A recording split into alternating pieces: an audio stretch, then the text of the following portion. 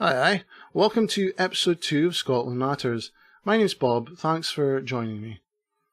I want to talk today about the decision of Virgin Trains to cease stocking the right-wing rag, the Daily Mail.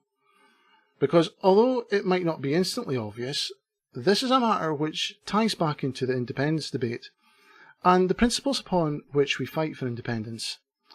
For that reason, I don't support Virgin Trains, and if you support Scottish independence, neither should you.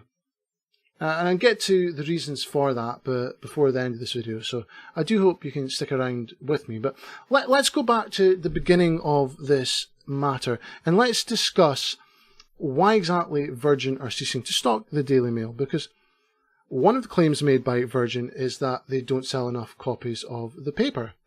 And that does make a certain degree of sense. If you're not selling a product, why would you stock it?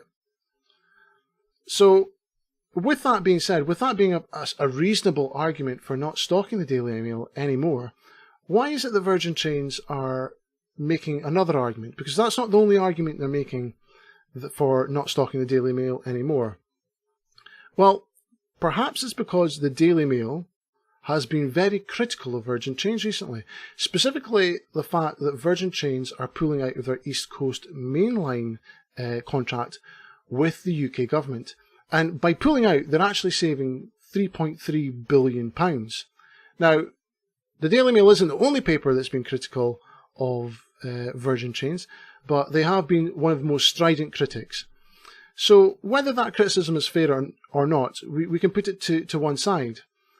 But if Virgin were to not stock the paper now, after almost immediately after being criticised by the Daily Mail, it would bring up a certain amount of suspicion amongst people, I think, that the reason for this was simply because they didn't like being criticised.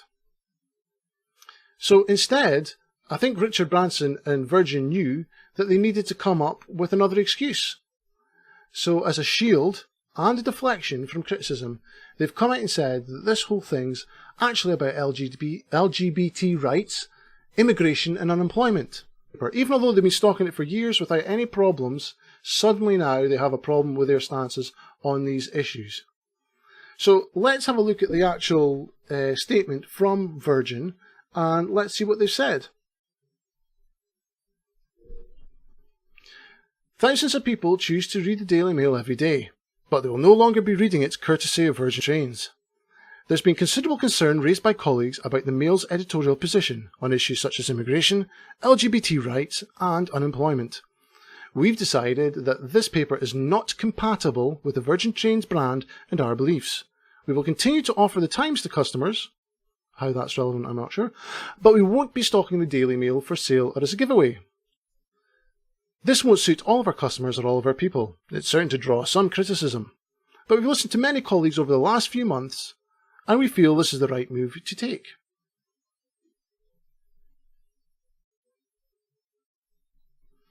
So suddenly, Virgin Trains have found their principles, and they don't agree with the principles of the Daily Mail.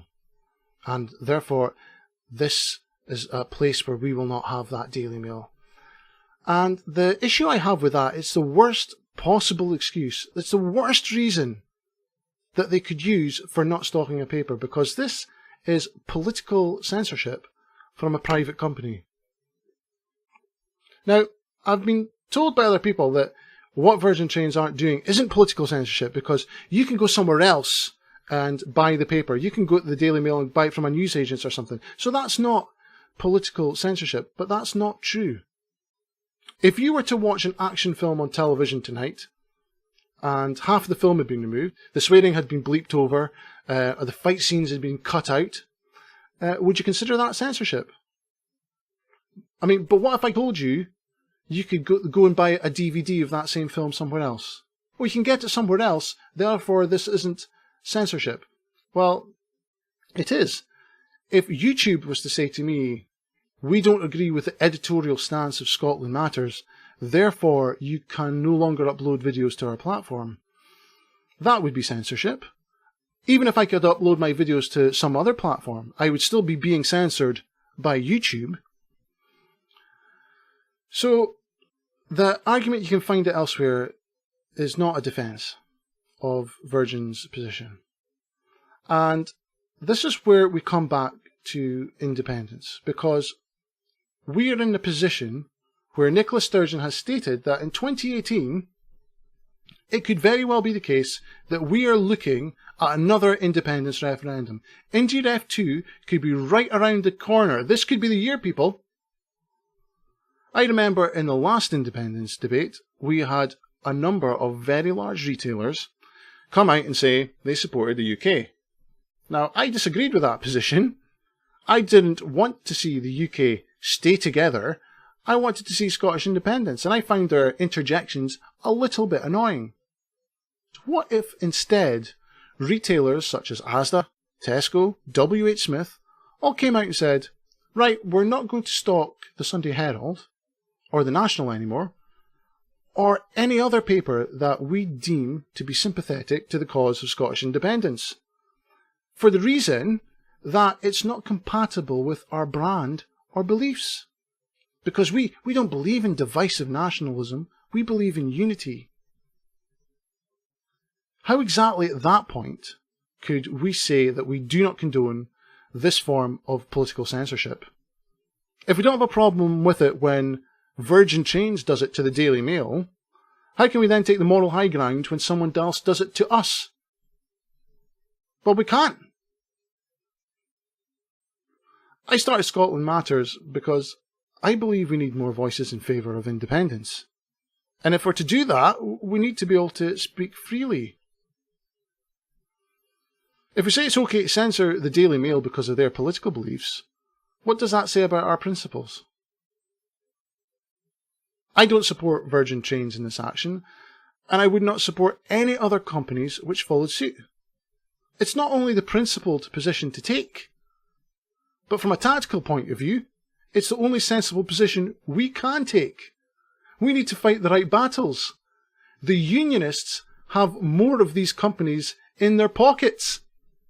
So why would we stand up and say, yes, this is a good idea for companies to start censoring the press? I don't want to censor our opponents. I want their arguments to be heard so that we can rebut them. And that is the only way that we can win the second independence referendum.